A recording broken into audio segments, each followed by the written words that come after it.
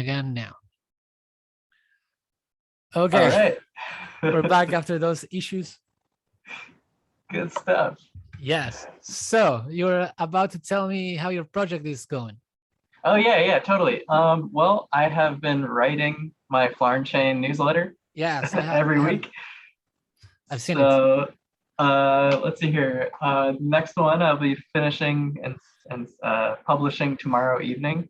So I haven't even come up with a topic yet, just because I've just been crazy busy with just normal life. So how do you usually come up with your topic? It depends. I mean, sometimes if something really big happens in the crypto market and it's like I'm super aware of what's going on, I'll just like talk about that. If one of my readers like sends me some interesting information on a topic, I'll be like, cool, I'll write about that next week. That's a great topic. Other times it's like I have like a whole list of topics that I want to cover. And then so like if I don't have one, I'll just go, on Wednesday night, I'll go onto this spreadsheet and I'll be like, oh, I haven't written about this yet. Or I'll go into my spreadsheet and I'll be like, oh yeah, I wrote about this like 10 weeks ago and I clearly knew nothing about it. So maybe I should write a version that is based on new knowledge. I mean, I still don't know that much, but I know a little bit more, so I can add to that. So that's kind of, that's where I'm at with that. I mean, with the whole like trying to create my own blockchain, what I'm trying to do is create a list of like skills that I need to develop. So the first thing that I'm coming to realize is that even interacting with something like GitHub, which is where I would host the code, because if I create a blockchain, I want it to be open. So I want it to be a public blockchain, completely open source, and I also want to record the process of like that knowledge acquisition, and then like the knowledge being implemented into something that's tangible. So I'm going to have to learn how to actually work on the GitHub platform. I mean, I have a GitHub account and I've been like somewhat assisting in a very basic level on like the website that my friend created, flarnchain.io.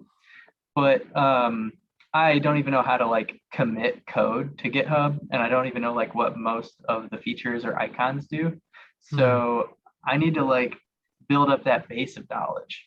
So my project right now is like it's a 12-year roadmap that I call the Flarn map. I wrote about it in a couple of my my most recent Flarnchain newsletters, and basically the first 3 years are the discovery phase, and the discovery phase is sort of like learn about all the types of blockchains, like learn about all the types of cryptocurrencies, gain an understanding of like how these things work and how they're built. And then that way I can discover what type of blockchain I want to create. And like what I'm coming to realize is I think that I want to use the Cosmos SDK, which is the Cosmos software developer kit, because it is designed in such a way that it's like very general. So you can pretty much do anything with a blockchain that you build using the Cosmos SDK. It's built on this thing that's called Tendermint, which is like this software platform that has all of like the consensus and like the it basically has like all of the modules that you would need to build like a functioning smart contract enabled blockchain. So blockchains that have been built on this like SDK, or SDK means software development kit, like the Binance Smart Chain, that was built on the Cosmos SDK. Actually, so you mentioned that you use crypto.com for trading. So crypto.com has their own cryptocurrency, CRO. So that entire blockchain, the CRO blockchain, is built on the Cosmos SDK. Cosmos, which the native currency is Atom, the Atom token, that's built That's built on the Cosmos SDK. And then all of the tokens that are, or all of the cryptocurrencies and blockchains that are built using that software, they all have the ability to have the IBC, which is known as, or it means like inter blockchain connectivity module to connect all the blockchains. So like if you use the Cosmos SDK, you can create a bridge between your blockchain and any other blockchain that also uses the Cosmos SDK. Wow. So it creates this web, or like what they call is like the internet of blockchains. So that's kind of like my like, okay, if I had to pick one like way of building this blockchain, I would use that right now. But like I still have, 2.5 years to figure that out and still be in the discovery phase. So I'm giving myself a lot of time to figure that out, because I feel like I'm learning like little tiny pieces at a time. Like I try to learn like one thing per week. And so like this week, basically what I've been learning about is I don't know if you've been following the Torum airdrop that happened. I've seen that the new feature is up there, and I went in, but I haven't claimed it yet. Okay, so yeah, so that's crazy. So it's not really what you would think of with like a typical airdrop. It's actually it's something totally different. It's like it's just like a promotion for a decentralized exchange, and you get these, apparently they're going to give like 300 people that filled out all of the application correctly. Only 300 people are going to win it, and it's like 2 NFTs that aren't even, they're NFTs that when you click them, they then turn into a different NFT. So it's sort of like a, like like with Splinterlands. I noticed you've been playing Splinterlands. Oh yes, I'm on Publish OX. Yeah, so like on Splinterlands, if like you buy like maybe like, or if you get like a treasure chest, and then like you click it and it gives you something random. Yes, these NFTs are like that. It's basically like the equivalent of a treasure chest. You click it and then it gives you something random. It could be worth a lot, or it could be worth a little. But the amount of hoops that you have to jump through to get set up to even receive the airdrop is a pretty significant amount of effort. And then the fact that even if you do jump through all those hoops, only 300 people are going to receive it. Yes.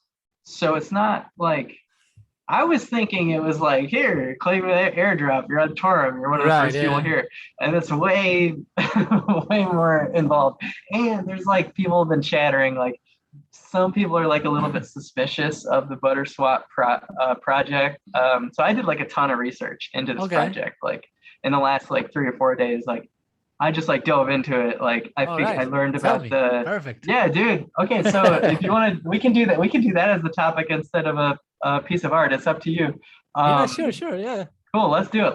Let me do a quick demo of the Butterswap platform. So, because I've been doing some research. So hey, this is perfect. Should I share my screen and kind of do a quick little walkthrough? All right. Yeah, yeah, please. So let's do this. I'm gonna put take over video here. I'll do a share screen. I'm gonna share screen 1. You'll see that I have Torum up. Dude, that's the drawing from my friend.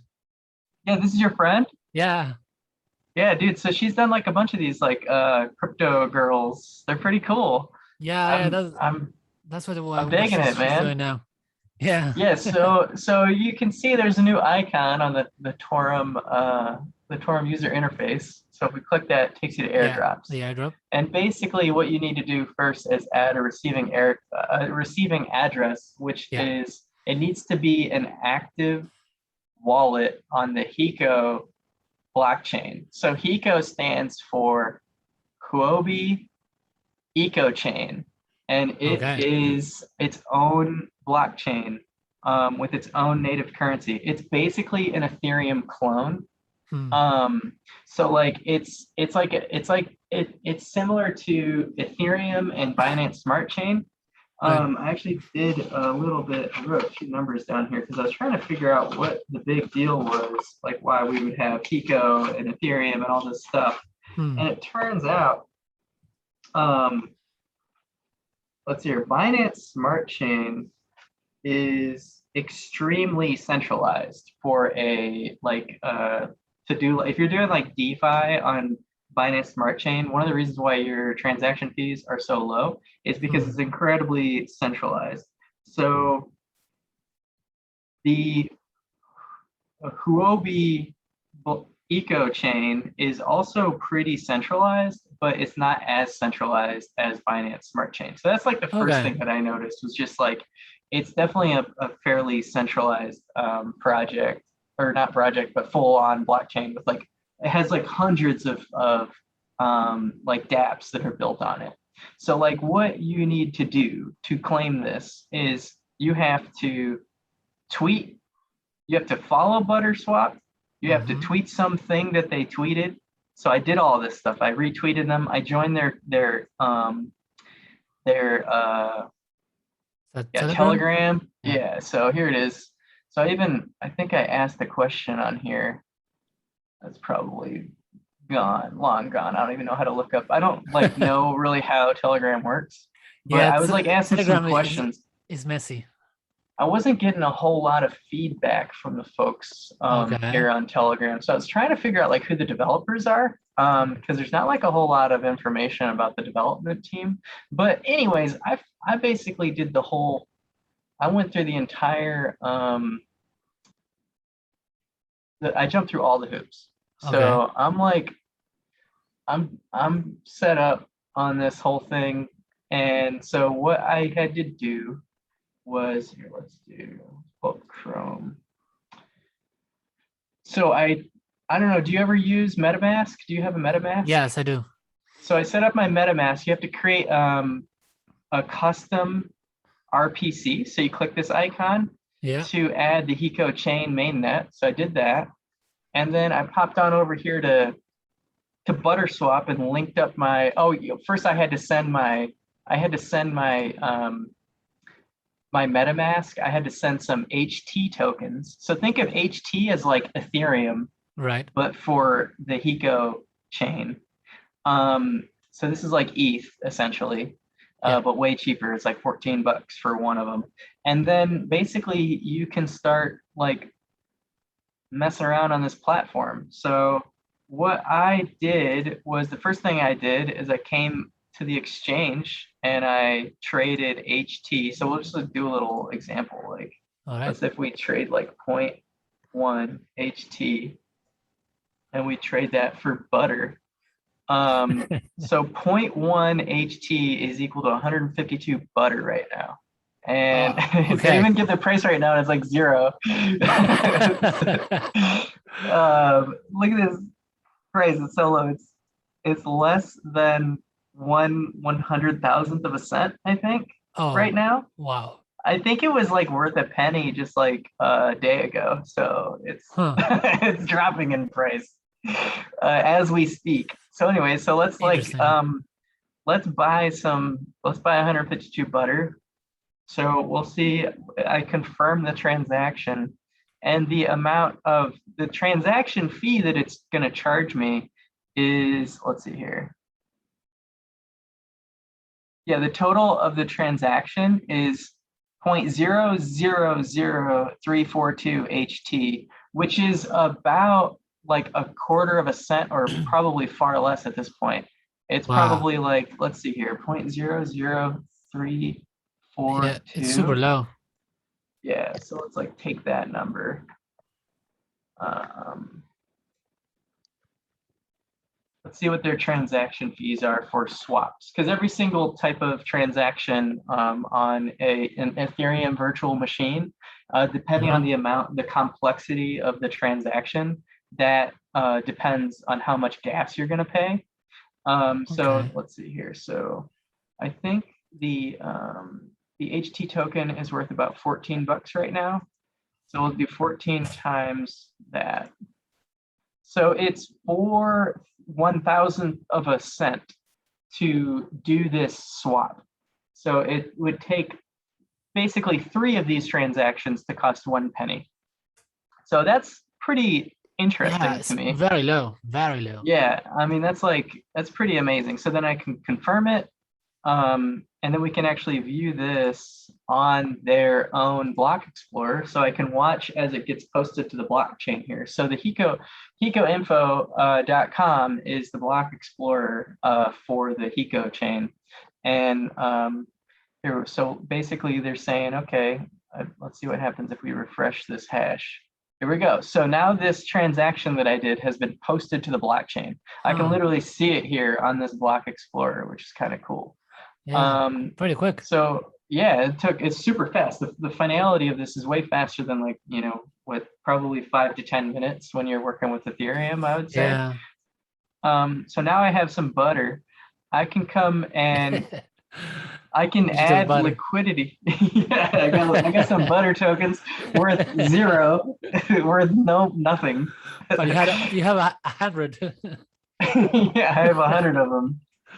So then I can you can add liquidity. So how familiar are you with like decentralized finance, like liquidity pools or liquidity farming, things like that? I have tried a few of them with very little money. Okay. I've tried one on Binance chain and one on Polygon. Oh, cool. Polygon, nice. So what on Binance chain, what did you use? Do you remember what it was called? Let's take a look at it. Yes, it's called, look at the protocol. It's called Dungeon Swap. Dungeon Swap. Yeah. There it is, DND. Yeah, they tried to make a game out of it, and I was like, oh, that sounds cool. And I bought a couple the day before the game got released. The price was $14. Oh boy. The game got released, it sucked, everybody sold. The price instantly went from 14 to 2, and I was like, uh-oh. Oh, that was here. Yes. I bought. They don't even. Oh man, they don't even give you a trading view because there's like, if you look at what the coin rank is, it just says NA. I know. So I'm still holding. Hell yeah. Who knows? Just hold it forever. The thing is that all of these decentralized protocols, you can't just like delete them, right? So now that the code exists on the blockchain, like even if it gets completely abandoned, the way I've been thinking about these types of projects is like there's going to be thousands of these like platforms that fail, but they're still going to always be there. So like another developer can just come and be like, hey, I'm just going to build on this platform and fix it up, make it better. It's almost like real estate that's been abandoned, which I think is pretty interesting, right? It's like an abandoned house, and you can go in and you can go and clean it up, or you can bulldoze the house and build something else there if you want. Since if the token, let's say the dungeon token ends up crashing to a penny, and so you can buy up all the tokens for like a couple $100 or something. Someone could go in and buy all those tokens, and they're basically the king of that platform. If they own all the tokens, they can just do whatever they want, and the code's there. They can modify it, or if anything, the name Dungeon Swap sounds cool.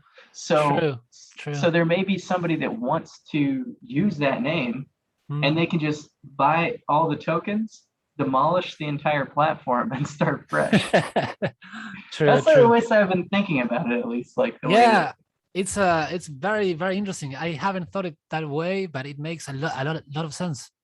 It does. So Dungeon Swap, awesome. I'm loving to see this. Trading volume 339,000. They are supposed to re-release the game with all the bugs fixed. Hopefully when they do that, hopefully it will go up. But I am getting like, I think 400% of D&D tokens for holding my D&D. Dude, so at least I'm getting more tokens. Dude, that's crazy. The market cap is 0. on CoinGecko. Oh wow, wow, that's not a good sign. This is, I don't even know what that means. Like, this is really interesting. I'm very, you've got me very interested. Uh, Oh, look at well, this stuff. Hell yeah. Okay, cool. So I'm gonna have to learn a little bit about this dead project. It's well, so funny. it's not dead. It might be It's dying, not but dead yet. It's not dead yet.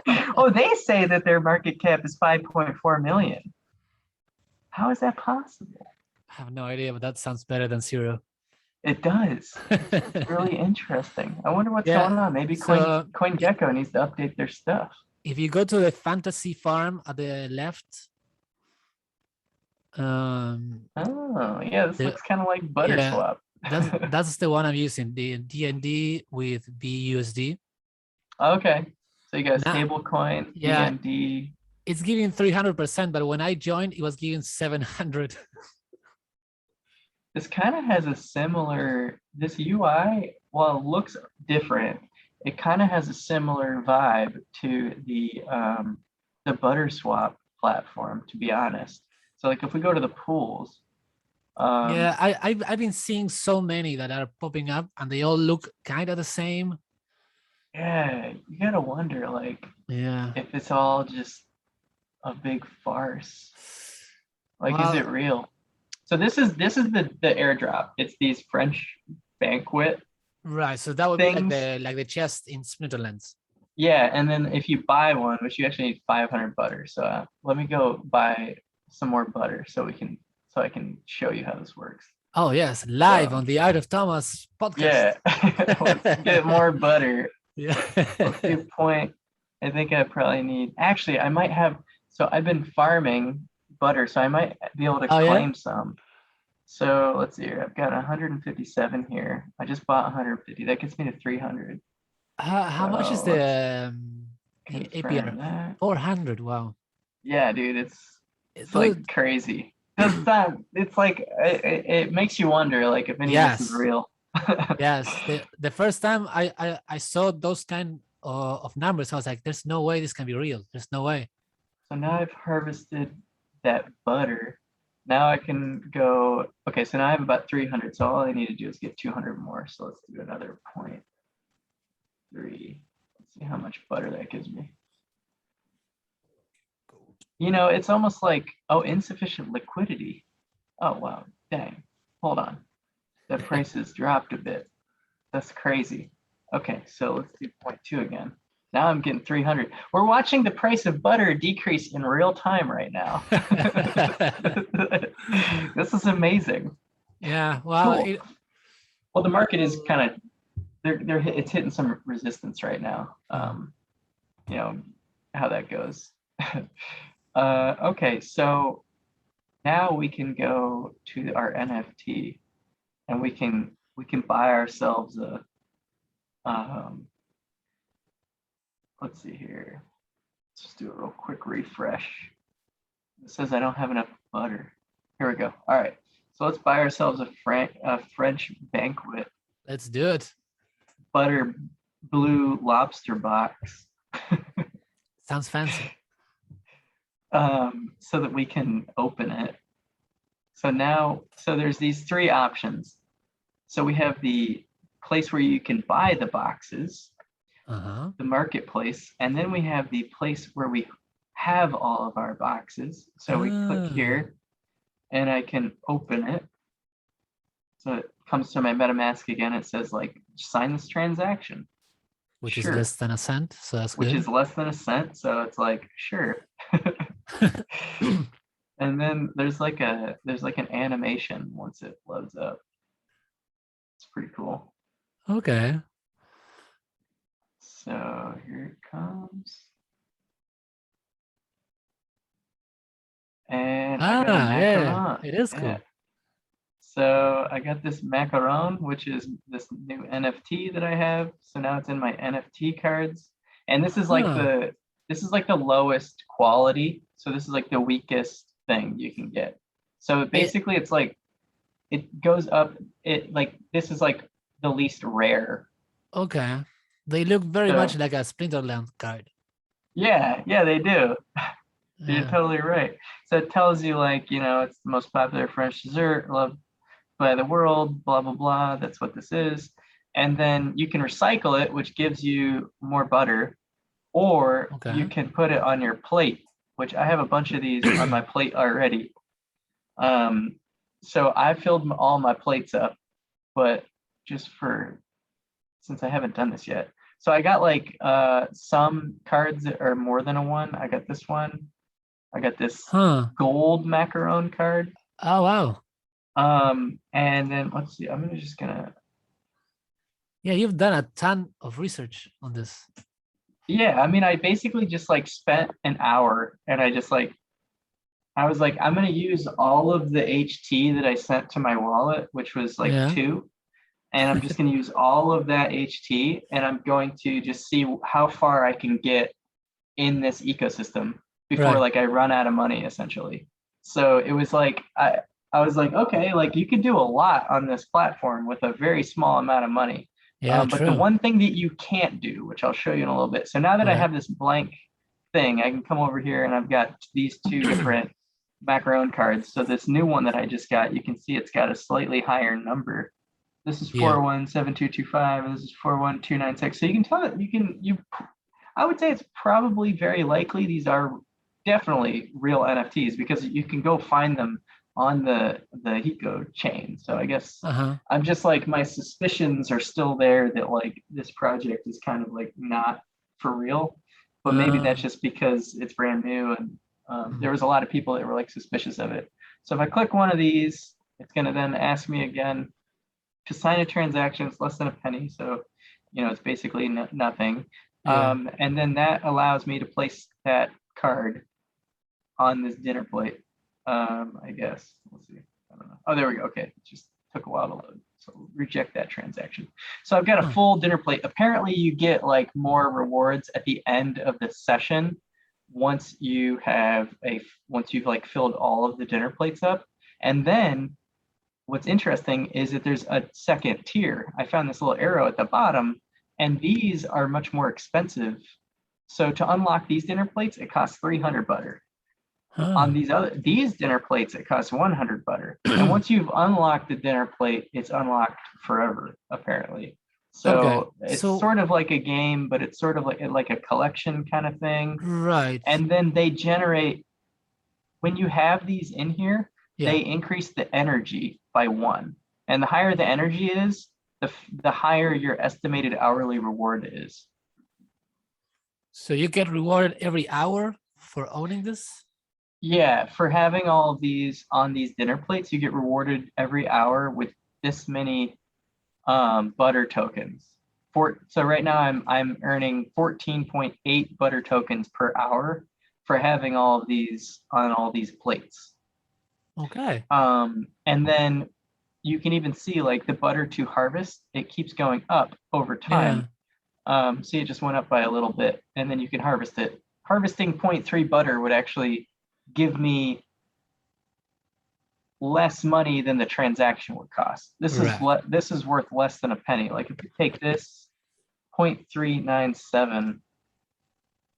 Yeah, because the price of battery was less. It was Yeah, the crazy price low. of butter was like 0.0006. Oh no, it was 0.006 times 0.397. So I would get this much money Yeah. for yeah, so it actually costs 3 times as much to collect the butter than it would be for the fee. Yeah, Yeah. than the butter I'm actually collecting. That was the problem I was always running into on Ethereum, was trying to do Yeah. decentralized finance. The gas costs like $50. Like, holy cow, like I'm not gonna, that's like Yeah. worth more money than I am putting on the platform. So why would I Yeah. do that? Yeah. That's why I did it on Polygon because the fees were also really low. Yeah, Polygon's got much lower fees for sure. So yeah, anyways, that's my little demonstration of what I've learned about this. And then you can do other stuff on here, but oh yeah, the last thing I wanted to point out was this Yeah. board function. So there's a whole bunch of governance elements to this whole thing, where but in order to participate in governance, it seems to me at least, you need to be able to stake butter to the board. But in order to do that, you need to stake 0.1% of all of the butter in circulation. Okay. So it says here, it says to join the board, you need to stake at least 0.1% of total supply of butter. Okay, so check this out. 0.1%, at least a day ago when I was doing this research, of all of the available butter was going to be like $100,000. So you can't participate in governance as just like a normal person unless you're sitting on like a big pile of like cryptocurrencies or cash, and you want to like buy into some thing that could potentially just end up being a big pile of crap. Yeah, that's a lot of money. Yeah, so if we look at the total butter supply, here's the total butter supply. So let's just figure out how much that would be right now. So when I did the math like a day ago, it was about $100,000. So let's pull up another calculator here. So we know that this is the amount of butter that currently exists. So I need to own 0.1%, which is 0.001, because 1% is this. So 0.1% is this. Cool. Okay. So that means that I need this many butter. And what are they saying the price of butter is right now? Let's see. Let's say it up here. It is 0.009. Hey, look, it went up. It went up. It went up by a lot. Wow. So let's do times that. Oh, so that's only $6,000. I mean, that's a lot of money, but it's not $100,000. So you're gonna need to buy about $6,000 worth of butter.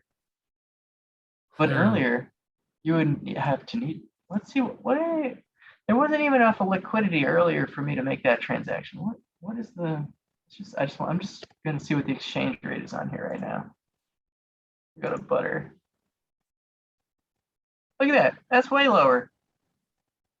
Oh, it's HT per butter. That's the issue. See, this isn't in dollars. This is in HT, and HT is 14 times more than a US dollar. So okay. So anyways, so you gotta spend 6K to get enough butter. You gotta drop some money. Yeah. It's not for everyone. But yeah, all right. So that is. But if you drop $6,000, you can become a butter millionaire. You could be running the show. You become a governance member. Yeah. And you would be a butter half millionaire. You'd have 500,000, a little bit more than 500,000 butter. So yeah, but it's hard to put that much money into something so new. Yeah, for sure. There's so many of these different DeFi platforms are showing up, and it's hard to tell them apart, and it's hard to see like why would butter work and not the other ones. Yeah, I mean, my concern is less of like whether one is better than the other and more of like who is the development team, and like are these people just trying to steal my money, right? Like, because it seems like the platform functions really well, like, and even like when I see the platform you showed me Dungeon DAO, Dungeon Swap. It's it looks like really relatively well put together, but the question is, they say that they launched this product with a ton of bugs and they're going to fix it, or are they just like, okay, we have all this money now, like peace. Are the developers like, are they putting a face to their name? Like, are they front and center? Do they have an address that they put on their website? So that's the thing, like with Butterswap, it's completely anonymous. The reason why I trusted it even enough to put any money on was because I feel like Torum would lose a lot of, I mean, they're making a huge risk by putting Butterswap out there as their very first partner for an airdrop. If this ends up being a scam, and like, then like everyone will be like, they will lose a Torum, ton of credibility. they will lose all of their credibility. Like I'll be Yeah, one of the first to be like, I'm out, dude, totally. Like, yeah. and I put $20 worth of like HT into this. Like it's $20. But there could be people that found this and they saw 400% return potential and they're like, oh, I'm just gonna put my I mean, I hope no one's putting their life savings in this, but Yeah, you never know. Like yeah, people true. do that, make decisions like that all the time. It's dangerous. So that's the danger of blockchain is that it can feel kind of like you're going to the casino, but like you feel like you're going to be right every time, Uh, and it may not be the case. yeah, and like for me, the percentage is like 400% annually. Like it doesn't. I don't understand how that can work. Yeah, if it sounds too good to be true, it might Yeah, be, but you never know. I mean, true, true. it's totally uncharted territory as far as like with financial products and like Yeah, financial systems and stuff. I mean, this stuff is like we're this is like completely alien technology compared to even 5, 10 years ago. I mean, if you tried to talk about what the heck is happening on these decentralized platforms, even like just Uniswap, like mm, Uniswap is a very well respected platform. yeah, If you try to talk to anybody that worked in traditional finance 10 years ago about an automated market maker that matches buyers and sellers without an intermediary, they would be like, nah, dude, like that's that's fake. crazy. That's not real. Like that's not Yeah, possible. But people figured it out. And now we have these platforms that are just like totally, but like I guess Uniswap, the yields were like in the like for liquidity providers, like yields were in the 400%.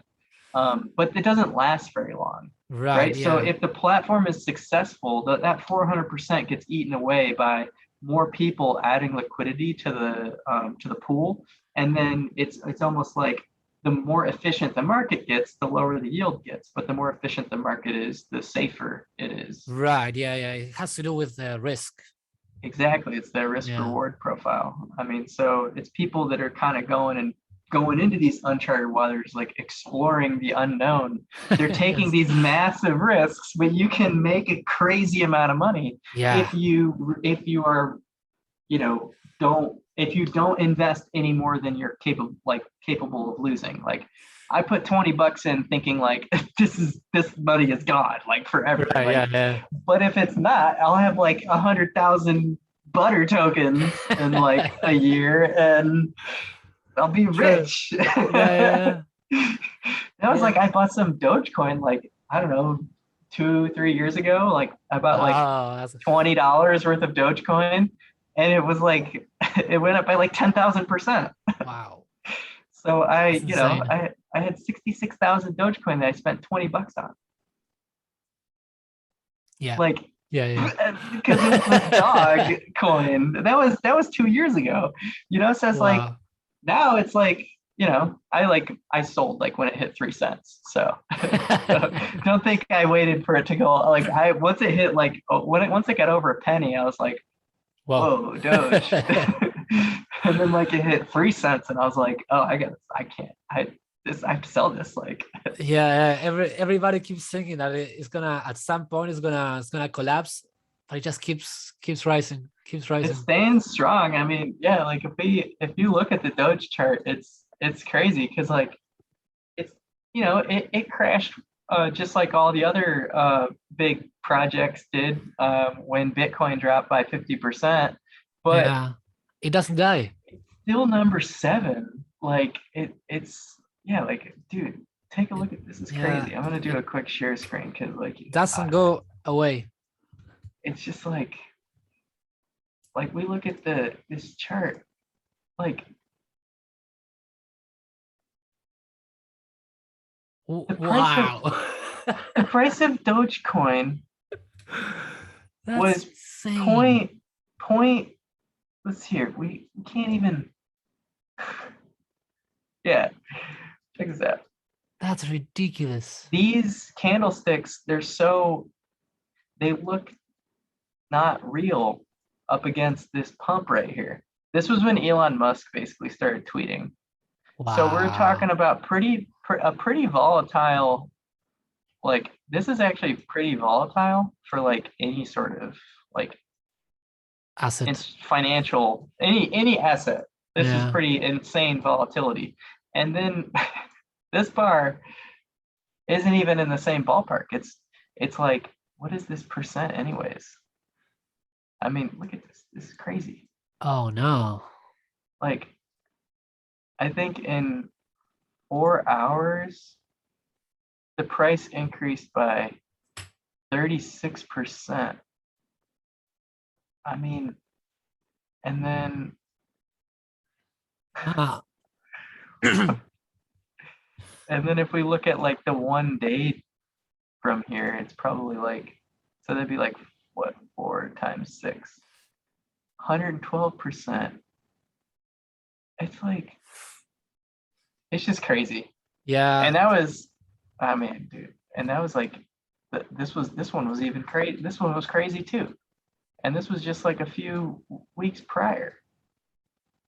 I don't know, dude. It's just like Dogecoin went, you gotta wonder if there was like some huge whale that was like buying Dogecoin.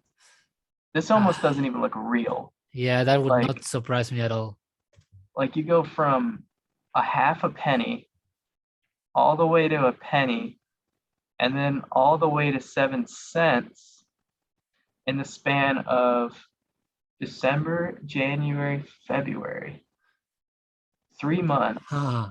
And then Yeah, you go all the way. oh wow, look at that. It's crazy. To It's 70 ridiculous. cents. Like, so somebody It's ridiculous. sitting here and they're at Doge at 1/2 penny, and then it goes to 70 cents in the span of 5 months. So Doesn't make that any would sense. be, Doesn't make any I sense. mean, yeah, like if we just bust this calculator out, 0.7 as a percentage of 0.003. So that would be, multiply that by 100. That's 23,000% No. over the course of 5 months. So divide by 5. So that is 4,666% per month. So if you put $1, if you put $1, or if you put $100 in, you would be making $466,000. Okay, check this out. Oh, So if you put $100 into Dogecoin in no. November, No. you would have made $400,000 a month. I must have messed the math up. That can't be right. Oh I think it no. is though. No. Like, Yeah, because what is 0.000? Yeah, what is this? This is 0.003. Yeah. Yeah, that's when it was like way down here. It was 0.003. So here's the check. Here's the math check. So everyone can feel just like, wow, I wish I would have bought Dogecoin. I know, It's, like all the time and energy I put into working that whole time, I could have I just know put you never $1 have to into work. Doge. Yeah. So 0.003. It would be like, let's say you bought 100,000. You'd spend $300, and now it's at, let's say, 30 cents. Wait, no, that ain't right. It would be 100,000. So it'd be $30,000. Yeah. So if you bought $100, it would be worth $30,000. That's pretty good. Yes, That's crazy. yes, that is. Yeah. So I mean, there's probably some people that became like Doge millionaires. Yeah, Doge millionaires like overnight. Like from here to here, dude. That's like a minute in like traditional finance terms. So crazy. Yeah, and if you keep your money in your bank account, you get like 2% a year. Yeah, that's just not. it's just not sustainable. Yeah, no. It's not even keeping up with inflation. So you gotta do something to get some sort of yield, but YOLOing into Doge is probably not the way to do it. No. Yeah, if you were to put money in Doge, you have to know that it's a risky asset because it doesn't have any particular utility. Yeah, I mean, it's a payment token, so there's that, right? Right. Like it can be exchanged between Doge wallets in an immutable fashion. So it still has the blockchain behind it. That's true. So it can function like a currency. Now it's slow, has relatively high transaction fees compared to many other very successful payment tokens, like like Stellar Lumens, for example, is almost like the perfect use case as like a payment token because it's super fast, it's extremely low transaction fees. Yes, I use it a lot to send money from exchanges. Yep, me too. Actually, it's great to use to exchange. I mean, it's a perfect medium of exchange. And it's perfect because it's like that's the utility. It's like I need to move money and I need to make sure that I know it's probably not going to change in value that much. Extremely low transaction fee, and it happens instantly. It's amazing. Yeah. Like a lot of time, instead of sending Ether to another exchange, it's better to send Stellar and then trade it. Dude, totally. Plus, like, you don't have that like nail biting moment where you're like, is this really gonna like show up in my wallet? It takes like 10 minutes. You're like sitting there for 10 minutes.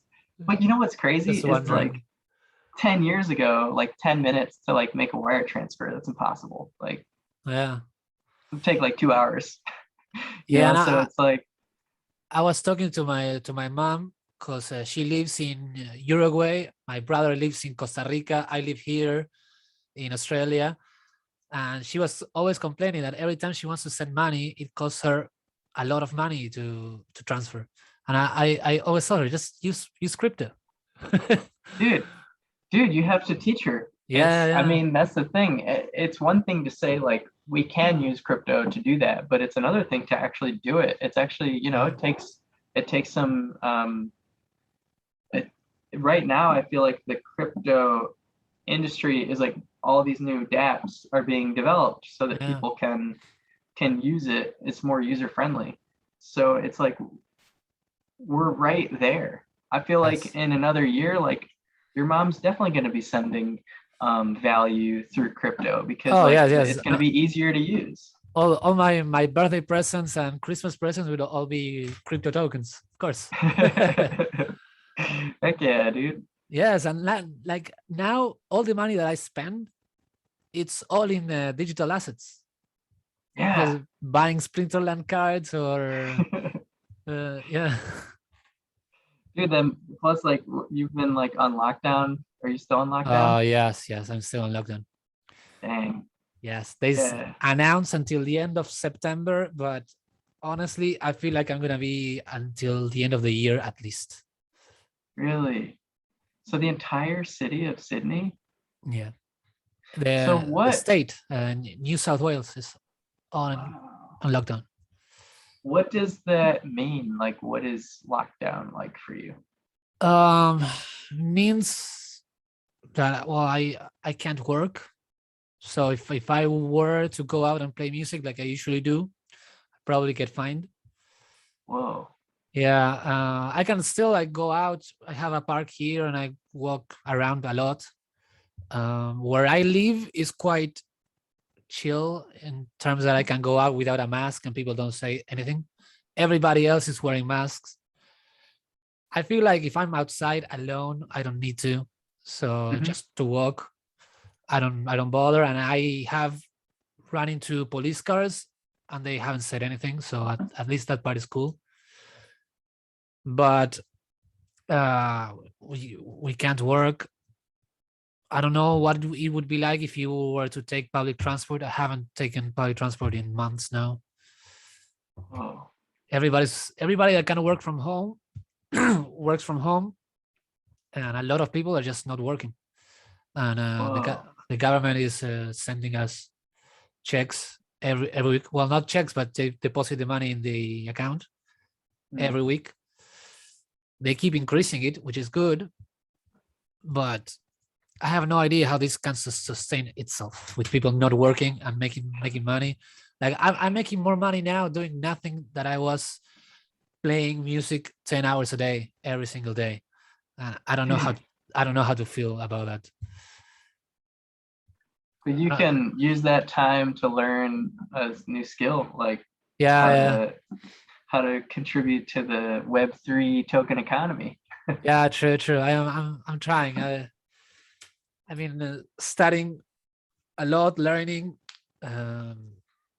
I am being very into the whole blockchain gaming. You know, the play to earn space. Yeah, it's super interesting. I'm playing a lot of Splinterlands, and I started playing the Gala games. Are you? Oh yeah, dude. I'm pretty well versed in the Gala games community. Yeah. I have a node. I actually run a node, a Gala games node. Yeah. Yeah, I was looking into that, but it's kind of expensive to. I got one of the first ones, so it was and it was like before ETH like became super expensive. So I got it when like ETH was like $300, and it was like I had like accumulated some ETH over the years, so I got one of the first Gala nodes. Oh wow! So I've been mining Gala tokens. that was a good move. I got pumped about Miranda's because I used to play RuneScape. Great. Yeah, and it looks really cool. Yeah. It's got kind of like that retro vibe, but it's got a very stylized kind of. I'm pumped about that game, dude. Yeah, I think it's gonna be really cool. Like the way they're building the studio, it looks like what they're doing makes me very excited. Definitely, same here, man. Same here. Yeah, No, continue. Oh, well, I was wondering, do you play Townstar? I am playing it now. I was doing great until I made like one silly mistake, and now like the whole town, just the production went like super low, and I'm kind of like I'm over it. I've been building this town for days and days and days. Oh man! Make one mistake, and now so I'm not sure. I don't think it's my kind of game, but I wanna continue until the end of this season to see how many Gala I get. Cool. And then figure out if I want to do that again on the next season. Yeah, it's kind of like a time investment. Yeah, it takes a lot of time because I have it in the background, so I'm like, well, I can do other stuff while I play, but I'm constantly checking. Yep. Yeah. You should like live stream that. On, what's it? Theta. Didn't you try doing some Theta streaming or something? I tried on Theta and I tried on Twitch. Theta, it's very glitchy. It's hard to get it up and constant in a good because the quality of your stream depends on I don't know how the blockchain aspect works, but it was not great. It was extremely hard for people to find the stream, so only people that I was sharing the link to could join. So it was very, very difficult to get started. And I tried on Twitch, and Twitch is much easier. Everything is streamlined. You click, you go, it works. It's great. But I don't know. I streamed for days and nothing happened. Like nobody showed up. So, I don't know. I think you probably should think of like streaming at this stage as more of like learning how to stream. Right. Like you don't need an audience to like figure out how the platform works. True. And to get like comfortable and to like learn kind of your tech setup, and like that's the way I would think about it if I was you. Like you know, because like eventually there may be some time where like it would make sense for you to be like, hey, let's go on a live stream. Let me just post a real quick thing on Torum, and now we've got like 500 people like listening to like us talk about stuff. Yeah, it's true. I heard that Torum is gonna release a feature where you can do live streaming. What? Really? That's Yeah, great. yeah. Someone tagged me in a post saying, "Hey, this would be great for your podcast," and it said something about like some sort of room feature where you can go into a room and live stream or something. I don't know. So sounded cool. Dude, that sounds really cool. Like Yeah, straight up. yeah. Like, oh, I'm trying to find that post. That's super cool. Yeah, because Um, if I don't know, like when they do airdrops or stuff, you can have people do like a live demonstration, like you did now with Butterswap. That would be excellent. dude, that would be great. And Yeah, like we could get more like you could create like I think Torum's a great platform to like, okay, look, Hmm. you grow your credibility through like, for example, you doing these podcasts and creating all your NFTs and like growing an audience. And then now that you have an audience and you have credibility, you can kind of like build off of that. And like there's a lot of really cool things that you can do with this. Like yeah, I think that's so. actually pretty legit. I mean, if it turns out like that they actually go mainnet with their Yeah, token. yeah. They were like, I thought they were gonna go live with the token in July. That didn't happen. Mm, So I wonder yeah, how much they're gonna wait for it. yeah, I don't know. it's a bit of a conundrum. Yeah, Um, I mean, they've got a pretty big platform, a lot of users. I wonder why they haven't like yeah. decided to just open the floodgates and Yeah, let the because market decide. like once a token has real value, I think that would attract a lot more people as well. Yeah, because then people will be like, "Oh, you mean I can trade this?" Yeah, And every time I like something, like 5 things, I get one half of these tokens. Like that's yeah, super cool. It's confusing to me why they're holding off. yeah. Like I know they said when the market crashed that they were gonna wait, but it feels like it's better now. Oh, it's recovering for sure. Yeah, I mean, Yeah. I've been doing like these drawings where I do like the market animal every week. Oh I don't know yes, if you've yes, noticed that. yes, man. So I love your art. Really. thank you. I appreciate it. Yeah, like my market animal has been a bull for like 4 Yeah. weeks in a row now. And I'm like, it's gotta be we gotta be you gotta wonder like, is this gonna be like a prolonged bull market? In which case, like Yeah. What are your thoughts on that? um yeah, I don't know. I think it's what we're seeing right now is it appears to me like a Uh, recovery, and it also appears to me that the new floor is totally different because of the amount of institutional investment this time uh, around.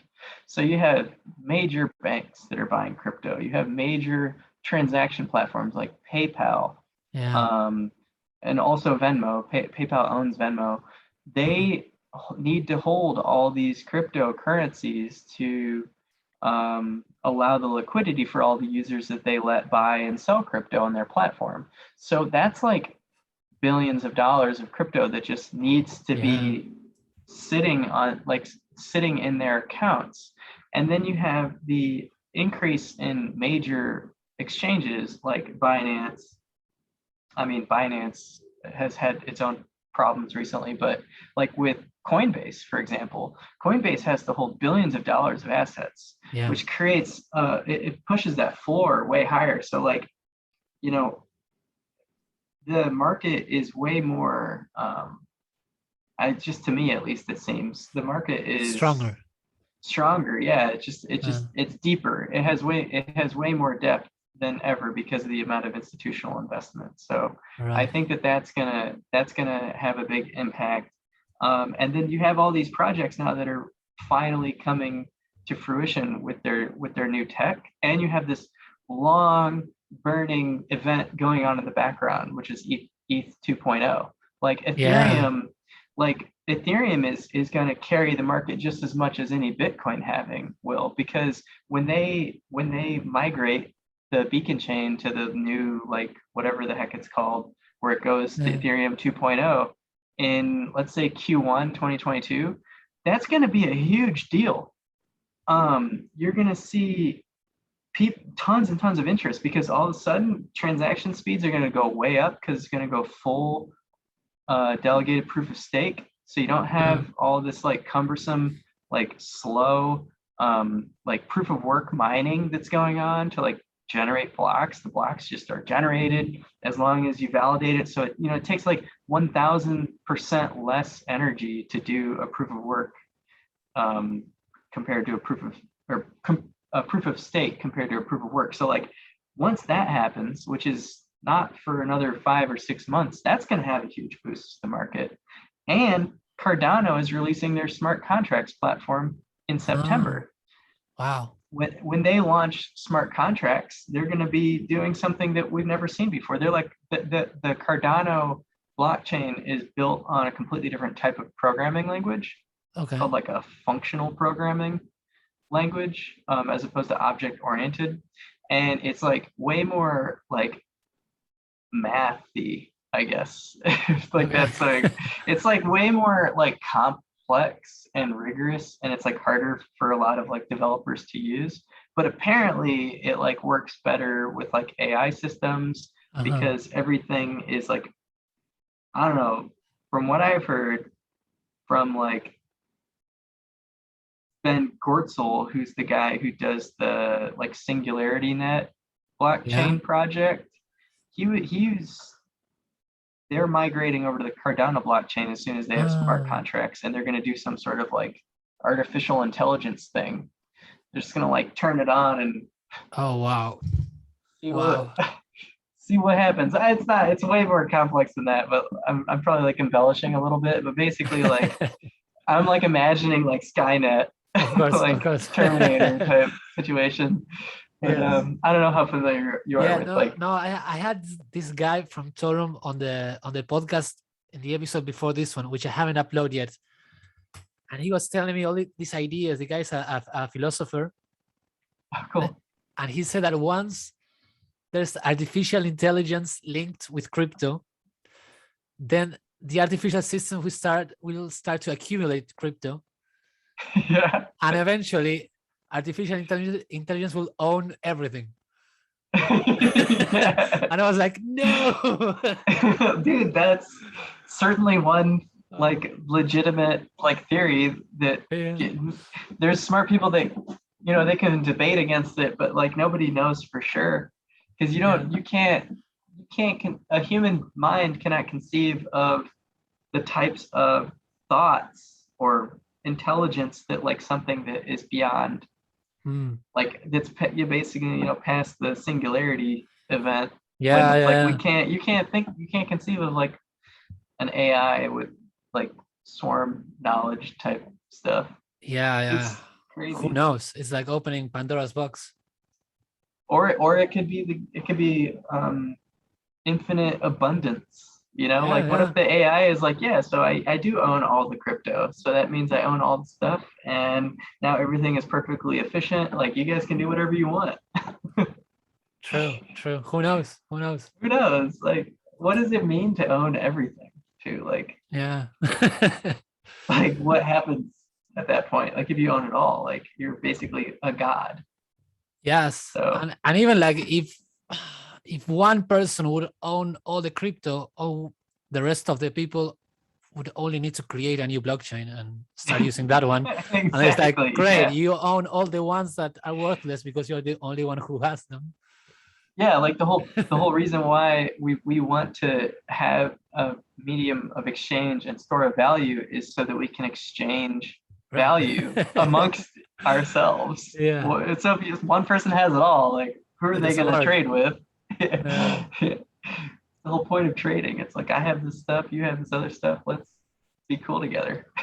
That was like my third newsletter that I wrote, or my second one. I did like the history of money, and it's like super long. I spent like 3 hours writing it, and it's basically just like talking. I'm like, I tried my best to just like stream of consciousness Uh, style, write about what is money, and it's like really hard to write about. Like yeah, when yeah, you get into the details, like, wait a second, why do we need money? Oh yeah, yeah, yeah. It's really surprising how little I thought about that before learning about crypto. Like I thought very little about money and what it means and what like. And when I speak with other people about crypto, I realize that they haven't given any thought to like what is money, yeah. and It's pretty why, crazy. yeah, why it's created the way it is, why there's inflation. Like you don't think about that stuff. It's always been there. Yeah, I mean, since we've been around, but Yeah, not forever. It hasn't always been there. There was a time yeah. before money. Yes, the other day I had this crazy thought, and I was thinking, before money, you could only produce like if you produce food, the food would go bad, so you wouldn't be able to store it forever like you can with money. So I was thinking, is it the fact that we have money now that you can say things like, oh, I'm gonna save this for my children, and you can give them like value.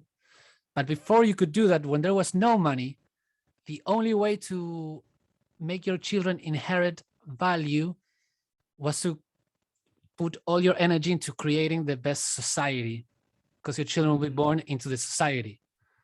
Oh, And I was like, is it the fact that we have money now making us pay less attention to society and just accumulate to keep, so we can keep passing on the value?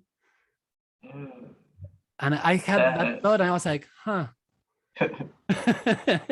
wow, that is a really interesting way of thinking about it. Yeah, I don't know why I thought of that. I never did before until I started learning about crypto and stuff. Wow, that's really, really interesting. I really like that a lot. Yeah, It's like like, I was thinking, like, before, the only way to store value was to, like, if you had food, was to give it to your neighbor, because then your neighbor would owe you a favor, and yeah, yeah, that was the only way to store value, was just storing favors, and yeah. everybody was doing favors for each other, and that's how you build the tribes and such. So like storage of favors is basically Yes, like goodwill. I right. mean, it's like goodwill is the value. So the more favors storing you're doing, the more goodwill and the more like essentially prosperous the society will Yes, be. yes, and the only way to ensure your kids would have a better future was to, like, to create a good society around you. But now you don't have to. Hmm. See, that's interesting. Yeah, you can just go somewhere, work, gather as much money as you can, and then move out and take all the money Yeah. with you. It's almost Before, like, yeah, yeah, before you couldn't take the favors with you. You had to be where your neighbors were, so they could repay right. You would the have no moral debt. reason. But then you have a moral debt. Yeah, no, I mean, so there was still a form of like currency. It just Yes, wasn't the way that we currently conceptualize money yeah, because it like was intangible. it's intangible, but like you still have your debt that you owe, which Yeah, would be owing someone a favor, and you have your investment that you make. So like seeing it like, I mean, that's seeing all that as very transactional, which I think can be an interesting perspective. But alternatively, you could think about it instead of instead of just being purely transactional. Well, no, I guess it's not purely. That's crazy, dude. You're yeah, blowing my mind right now. yeah. It's almost like money preceded money. Like the system that governs money were already in place. Were always in place. Yeah, it's almost just like a form. It's like a manifestation of like the way Yes. that like just how humans are. It just Yeah, yeah, looks different over time because we have more technology. yeah. Um, And maybe we're finally progressing to the point where we're realizing that we can use technology to preserve ourselves forever by not destroying like planet potentially. I hope so. I mean, some of us at least. True. But yeah, maybe more. I don't know. It's crazy.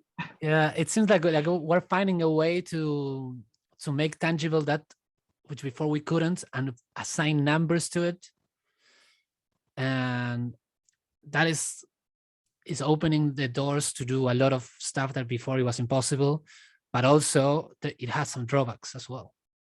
Yeah, definitely has some drawbacks. I mean, I think that yeah, but see, it's been evolving. I mean, and I think that there is kind of a bit of like a rosy picture to like pre-history that we're painting right now. Like, of course, it was pretty brutal, and like there wasn't a lot of abundance. Like, tribal units were pretty small because they didn't have enough resources to grow, and they had to usually be on the move. And fighting each other. Yeah, they'd run into another tribe, and then they'd have to fight over resources. I mean, I'm sure there were probably times where tribes would meet or groups would meet, and instead of fighting, they joined forces to survive. But I mean, I'm pretty sure more often than not, I would guess they would probably fight. Yeah, so it's like, it's just a weird like cycle of like human nature that maybe we're either evolving to the point where like the fighting ends in complete destruction of all of humanity because our weapons are so powerful, or it goes away because our technology is so advanced. So we get to the point where our technology is so advanced that we decide to progress past fighting, and we just all become, members of a global community. Yeah, global tribe. I think that, and crypto is one piece of technology that can help unite us all, because like there's no border. It's completely borderless, right? Like, it doesn't matter, like you're in Sydney and you use Bitcoin or Ethereum or whatever, and I'm in Chicago and I use Bitcoin and Ethereum, and either one, it literally does not matter at all. And currency is one big form of identification for a lot of people. Like, the US dollar, and like, especially back in the good old days, like with Caesar, like being a member of like, the Roman Empire was extremely polarizing. You were either the conqueror or you were the conquered. Yes. And it was pretty freaking obvious because of like whose face was stamped on the gold coin that you have to use to buy stuff. And so, also, I've been reading a lot and listening to a bunch of podcasts while I'm drawing and stuff. Then they talk about how difficult it is to create war when you don't have inflationary currency. Interesting. Yeah, they say because of the spending. Yes, they say like I've been listening to this show. It's called "What Is Money." Oh, it's a really good podcast. It's about crypto, but they talk a lot about like what is money. And one of the things that the guy speaks a lot of is that if you go to World War I and II, they were completely sustained by inflationary currencies, because all the countries that were at war had to go into hyperinflation to keep this stuff up, because they couldn't do it. They couldn't sustain the war without it. So they're saying that if we move towards a standard like a Bitcoin standard or some sort of crypto standard where you cannot inflate the currency, that would pretty much make war almost impossible. Dang. Because it's not economically viable. You cannot sustain it. You can't just print more. Yeah. And just make more tanks. Yes. Bombs. And it's crazy. It's crazy. Dude, that's fascinating. I have not even thought about that, but like, dude, I gotta research that topic. That's really cool. Yeah, I look for the "What Is Money" podcast. It's long, but it's worth it. Oh man, yeah, I'll definitely check that out. Yeah. All right. Well, what else do you want to talk about? I've probably still got some time. Okay. Let's see How here. Let you? me just check my phone. What time is it? Yeah. No, I got probably another 15 minutes to chat. All right. Well, I have a topic that's been on my mind a lot lately. Have you done any research into DAOs? Yeah, I have done some research into DAOs. I haven't like gone fully down the rabbit hole, but I think that DAOs it's so vast, you know. So I mean, a DAO, so a decentralized autonomous organization. Yeah, Like, what does that mean, right? yeah, I think that could be a big part of the future. Mm-hmm. Like I've been I think listening. so. Yeah, I was listening to another podcast, and they were interviewing the CEO of Shapeshift, Okay. the exchange. So let's look at Shapeshift. I don't know. I've heard of it once. Okay, well, Shapeshift started, for what I understood from the podcast, started as a kind of like an atomic swap where you would trade cryptos, and you didn't have to create an account or anything. They didn't hold your money. You just traded. But then, because of the regulations, they had to put you have to create an account, and they have to do KYC and all that stuff. But they don't want to do it. They do it because they have to. So they are transitioning into a DAO because apparently that would allow them not have to ask for KYC. And the crazy thing is that they're working towards that goal, which means that they're working to pretty much not have a job, because once they turn into a DAO, they don't own it anymore. So it's super interesting. Yeah, you gotta wonder though, like even if you don't own it, when you're just changing the way that you're storing the value of the thing that you created. So like in a corporate like ownership structure, like an LLC or like an S corp or like a C corp, like you own a certain percent of the shares of that company, which is just basically a percentage.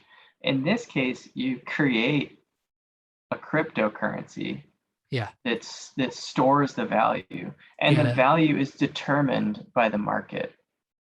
Like by anyone that wants to, they can go determine the value by saying, I want to own some of this. So I'm going to go buy these tokens so that I can participate. You basically become both an employee, an investor, an owner, and an owner, and like a governor, or only one of those, an investor. You can just go invest and do nothing and not be an owner. I mean, you're still an owner, but you don't have to act like an owner. You don't have to do anything. But if you don't do anything, and you have skills that you can provide, there's a chance that the token will go down in value because no one's going to give a shit about your token that you own. So it's almost like totally incentivizing you to contribute more to your ecosystem. It's what you were talking about earlier. Before there was money, it's like, I'm going to do the community a favor because like then the community owes me a debt.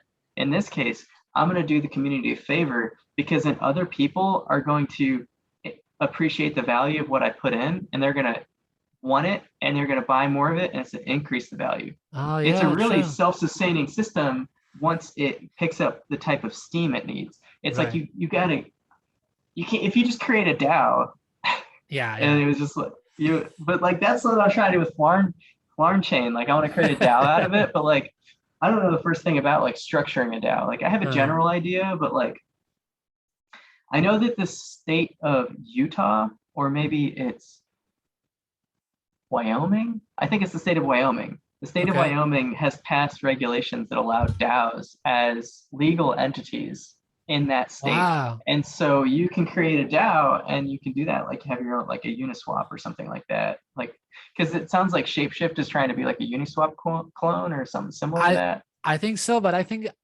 they were created before Uniswap. Oh. and they were caught by all the regulations, and then they saw how Uniswap evaded them, and they were like, oh, we have to move towards that, to become that. But they already have all this value roped up in this corporation, Yes, so they and have to like unwind.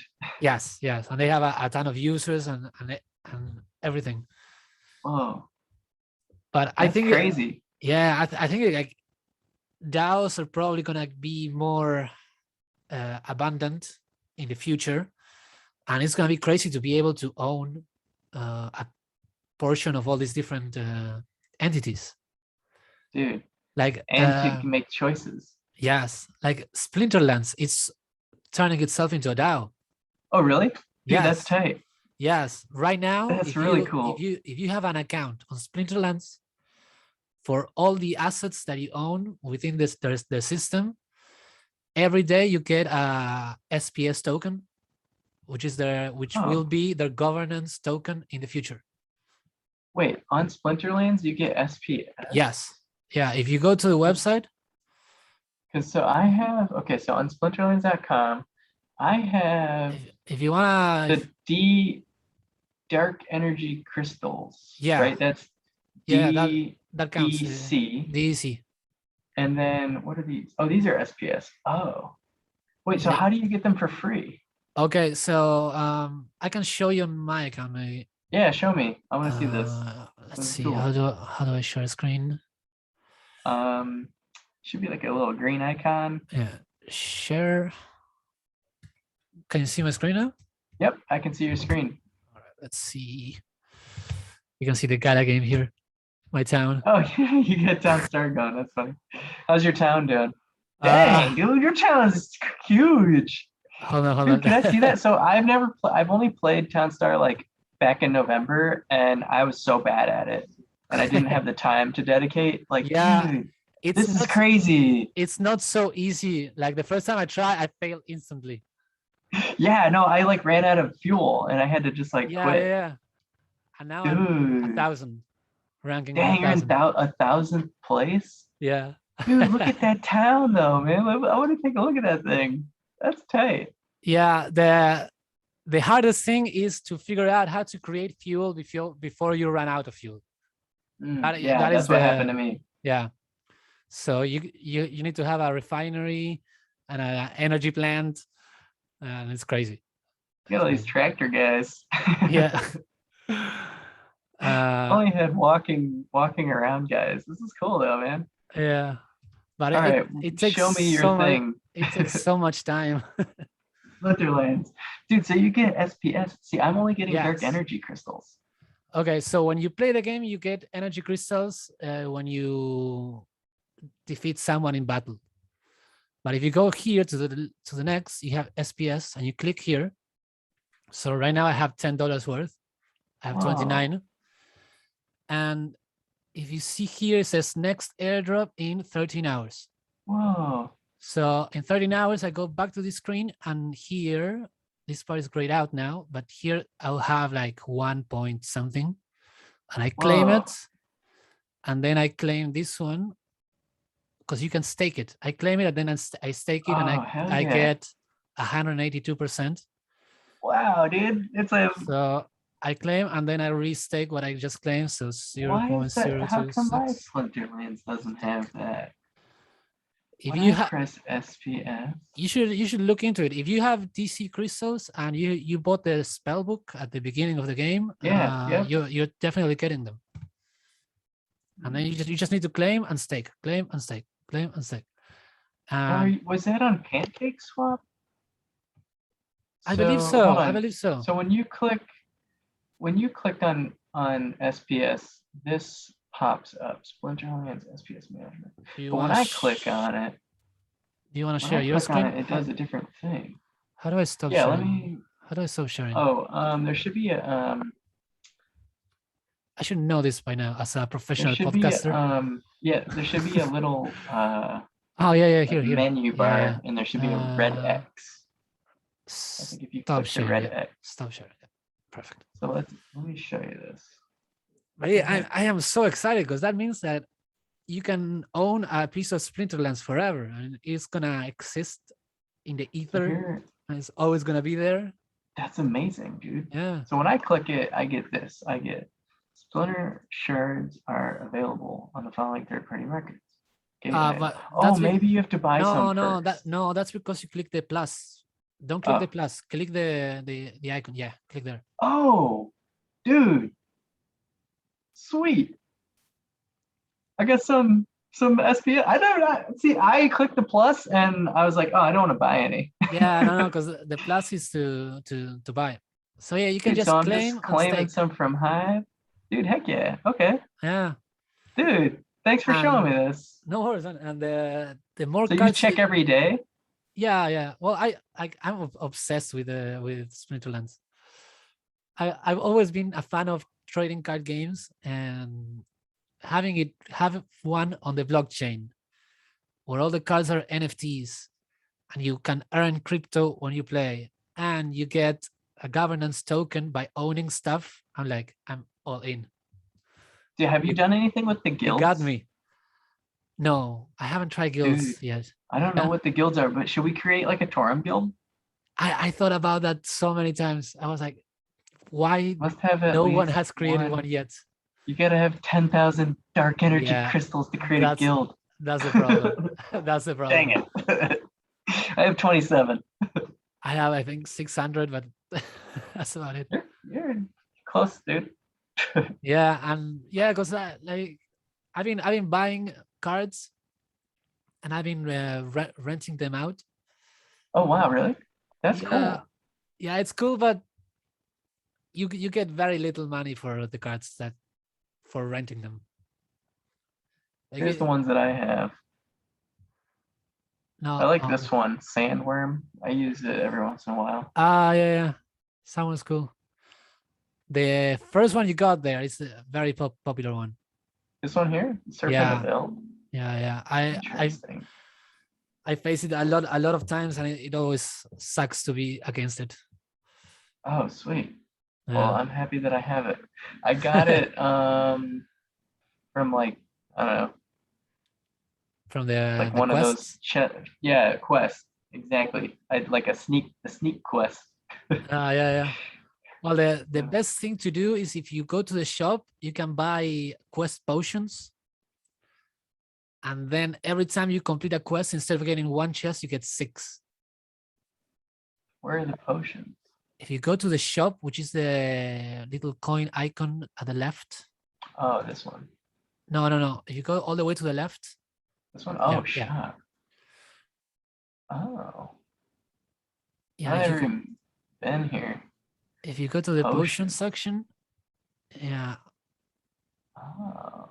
Quest. Gain extra loot chest for completing quest. Yeah, you go from getting 1 chest per quest to 6, and it costs a little bit of money. But yesterday I got in one of the chests, I got 2,000 crystals. Whoa, so that's pretty nice. Yeah, that pretty much paid for all the quest potions for the next week. I was wondering what potions did, because I got some like potions. Let's see here. I don't spend much time on Splinterlands. Let's see here. I don't remember where I put them. It was like the potions showed up somewhere. Yeah. If you go to your cards, that's like your inventory, and then there's you can click, and it will show you everything. Oh, I got these potions. Yeah. So I got the alchemy and the legendary, but I didn't know what to do with them. I had no idea how to use them. Well, those two, the legendary and the alchemy, you can only use them when you buy packs of cards. Oh, okay. They give you a higher chance of getting better cards. Oh, so it increases the quality of the pack, essentially. Yes, like the legendary will give you more chances of getting a legendary card, and the alchemy will give you a chance of getting a gold card, because every card, it has a normal version and a gold version. I see. Okay, that's cool. Yeah, the gold version is more rare, and if you use it in a battle, it will give you higher crystal rewards for using it. Oh, dude, I was wondering about this. So yeah, now I get it. If you go to the market now, you'll see one of the options. That's for the packs. It's sold out. Yeah, it's gone. Dude, what? But there's apparently there's gonna be a new. Oh my a new, gosh, it's sold out. yeah, it's gonna be a new set of cards in a couple of months apparently. Oh. They also they sold land. Oh, dude, Which land. I saw that. What does yeah, that mean? I don't know what land does, but I was like, I want it. I Sold don't know what it is, out. but I want it. Dang. Yeah, I couldn't get it. Still be purchased from other players on Hive Engine or Atomic Hub. Whoa. So let's do that. Let's take a look. I'm just curious. Like, I didn't know that Splinterlands was like had all this cool stuff going on. It's crazy. It's crazy. Tight. In the last few weeks, I spent so much time playing and researching Splinterlands. Dang, dude. Yeah, it was crazy. I sent some money with Stellar Lumens, and as soon as I sent it, the website crashed because they had to do this huge maintenance thing because they were getting too many people, and it took like 4 or 5 days to get my money to my account, and all the card prices, they skyrocketed. And I was like, no. And I saw a few cards that went down in value instead of going up, so I bought those ones, and those ones now are worth like double of what I paid. It's crazy. Whoa, really? Yeah. That's tight. Look at this. Yeah. Look at this land claim. It's only 3. Wait, it's only 3 million wax, dude. How much is You can that? just 3 okay. million So sounds a ton. wax is like what? Wax is like 30 cents. I don't know. 3 So million sounds. 0.3 times. Hold on, wait. Dude, there's some cards in Splinterlands that are worth like $20,000 for one card. Oopsies. $30,000 for one card. Yeah. Oh shit, no. Yeah, it's crazy. I got it. It's all messed up. Yeah, this is. I think that this would be this card here. This is one. That's 3, 6. So this is 10 million wax, and wax is 30 cents. So it's $3 million. But hold on, go up, because This card. That's a super normal card. Like that guy is ripping people off 3 straight up. 6. Yeah, nobody's paying $3 million for this card. That's a normal level 1 card. Do not buy that. This guy's gonna be. Oh, really? This guy's gonna be like, look, that's funny though. Do not buy. What a genius! That's like the greatest marketing strategy ever. Yeah. Those are like not even special cards. Well, let's look at some of the cheap ones then. Yeah, but if you were to buy cards, I would suggest using the Splinterlands marketplace. Oh, really? Don't buy them on wax, is what you're saying. Well, I don't know. I just saw that card for $3 million, and it's a normal card. So after that, I wouldn't trust anything. Fair enough. Well, I don't have any wax. I have 0.01 waxes because I suck at selling my NFTs. I made like a bunch of NFTs like 2 months ago, and then I just like used up all my RAM and all my everything. Now, like I just have all this dead weight. Yeah, I got some of the NFTs you did for our previous podcast. Oh yeah, dude. Like I think I sent some to you, or maybe you hooked it up and paid. Let's see, what do I got here? I got one of yours here. I got the quilt. Yeah. Cool. I got the Super Torum. Oh yeah, I bought a bunch of quilts. I went ham on the quilt. What's the first ever Torum quilt, dude? True. I mean, that's pretty cool. But you were a part of it. You did the drawing with the jetpack. Yeah. Yep. That one's mine. It says it's got the Flarnchain logo up top. You can barely read it. But yeah, you know, I'm like trying to create like a NFT line Like if we go to my website, I created like I started the process of like creating this like NFT project called Crypto People. Oh, look, that's so cool. And then they're like all of these little guys. Here's Gala, the Gala token with like a shield and a Yeah, sword. dude, that's perfect. And they That's got the Pi perfect. coins. We got Bitcoin and Ethereum holding hands. We got the Cardano. Cardano. Actually, I just did a drawing of Those are Cardano. cool, man. I like them. I think I might put this one up here too, like in a little bit, but I just did this drawing. Where is it? There you go. It's like Ada, like riding on the bull. Chilling, because Ada like hit its all-time high last week, But or maybe on Monday. I'm still looking at your website.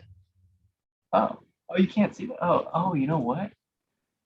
It's because I'm sharing. I'll share this real quick just so you can see. Yeah. But yeah, I just did this drawing here. Ah, yeah.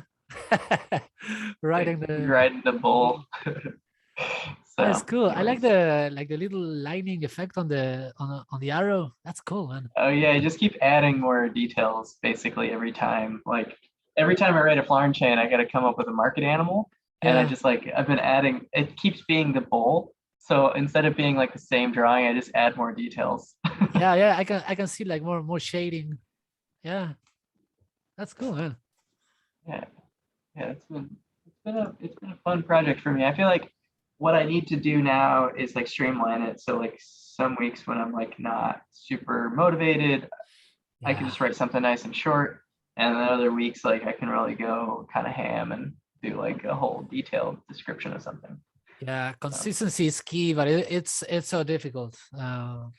Since I've been locked down, my productivity I have way more time, but I'm much less productive because it's hard to keep motivated. Yeah, like getting into like a rut, dude. It's Yeah. so tough. Like I've been working from home a lot. I'm an accountant, and so I'm a public accountant, like for my normal job. Yeah. And so I spend, all day looking at my computer. So then like Right. if I want to write Flarnchain newsletter on like Wednesday night every night, it's like, oh man, like I really want to write about crypto, but I also am like tired because I've been staring at my computer all day. Yeah. It's like a catch 22. And then it's like, oh, you get used to it. Like I've gotten good at like trying to not look at my phone as much, because it's like if I'm looking at my screen all day for work, and then it's like I gotta look at my screen to like check out crypto every night. Right. But then like I try to just limit the amount of time like in the evenings that I do spend on crypto. But like Monday night, I spent a ton of time because like Butterswap, I had to like figure out what the hell that was all about. Yeah. And I just like went down the rabbit hole, and it was like, oh, it's been an hour. I've been doing this. What am I doing right now? Like, Yeah, but I honestly think like a lot of people will find that very, very interesting and useful. In cool. fact, I'll probably upload this podcast quickly, probably today, so that people Oh, can, because it's very, I think it's very time, like it's good for people to watch that part now before yeah. it's all done, You need to get timestamps or like flags at the bottom. Do you know how to do that for your YouTube videos? No, I have no idea. Okay, dude. So that's the next thing you should learn how to do. You can have bookmarks Yes, basically. I've seen people using them. I don't know. I don't know how, but yes. Okay, Yes. I'll send you a tutorial on how to do All right. it. I'll do like a write-up and send you an email. I have your email because you're on the Flarnchain, right? Yes. It's Yeah, cool. out of Thomas at protonmail.com. So if everybody out there wants to send me something, Sweet. as long as it's not spam. Right, exactly. Cool, man. So yeah, I'll shoot you an email like kind of explaining how to do it, because I did it once for like one of my skateboard videos from last summer. I got like really into skateboarding last summer Oh because yeah. it was like my wife got me a skateboard for Father's Day. Oh wow, that's So cool. then I was like catching footage and like making really crappy skate edits. That's cool. But I learned how to do that from doing that. So yeah, I tried to I'll skateboard look it a up. couple of times, but I could never do it. I could never. Dude, it's fun. You gotta try again. It's a good time. It's a Probably. great way to like activate your brain and your body. Yeah. So if you're ever looking for something to pick up, Yeah. it's good exercise. Skateboarding. It's hard. Yeah, Hard well, work. I could use some exercise here. We bought a basketball hoop with my girlfriend. Oh, nice. Yeah, this is good to be out and doing stuff. So, Definitely. Yeah, it's really important. Cool, man. Well, I yeah, probably got to get going. yeah, It's it's 9:30 over here, and you yeah, probably have a life to live as well. So I don't yes, want yes. to keep you. No, I have to go meet my girlfriend for lunch, so it's Oh, perfect, awesome. perfect Well, I timing. hope you guys have a good lunch. Yeah, thanks, man, and I hope we can do this again sometime. It's fun. Definitely, definitely. Yeah, this is a Yeah, lot of fun. yeah, yeah. It was really good seeing you again. And stay safe out there, and You too. You too. hope you have a good lunch, man. Take care. Bye. Bye.